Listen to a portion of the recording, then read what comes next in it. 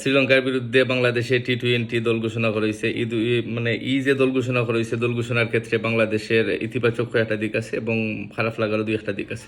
ভালো দিকগুলো লেগে শামীমরা আবার সুযোগ দেওয়া, সাইফুদ্দিনের যুক্ত হওয়া, তাসকিনের ফিরা হওয়া, নাসুম মাহমুদ আবার দল নেওয়া, এবং খারাপ লাগার দিকটা হইলে যে নুরুল হাসান সোহানের সুযোগটা না দেওয়া, একটু হইলেও খারাপ লাগে যে সৌম্য সরকারের কোনো কারণ ছাড়া বাদ দেওয়া। আরেকটা ভালো লাগার দিক হইলে যে শান্তরে রেস্ট বা বাদ দেওয়া, এটাও খুব ইতিবাচক একটা দিক। কিন্তু আরেকটা খারাপ লাগার দিক হইলে যে শেখ মেহেদিরে আর মেহেদি হাসান মিরাজরে একসাথে দল রাখা, দুজন সেম ক্যাটাগরির, দুজনকে কি একসাথে খেলা নিব এরকম কোনো ব্যাখ্যা বিশ্লেষণ নাই। যদিও বরাবরের মতো বাংলাদেশ ক্রিকেট বোর্ডের যারা নির্বাচক তারা যে উত্তরগুলা দেয়, এই উত্তরগুলো হাস্যকর হয়।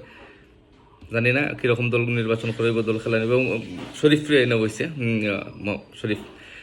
তো ওভারঅল দলটা ভালোই আছে, কিছু ভালো লাগা কিছু খারাপ লাগা দিয়া। কিন্তু বাংলাদেশ জানি না T20 খেলা খেলাইব, তারা T20 সবসময় স্ট্রাগল করে। একবারে 2006 থেকে দেখলাম আজকে পর্যন্ত কোনো সময় ভালো আসিল না।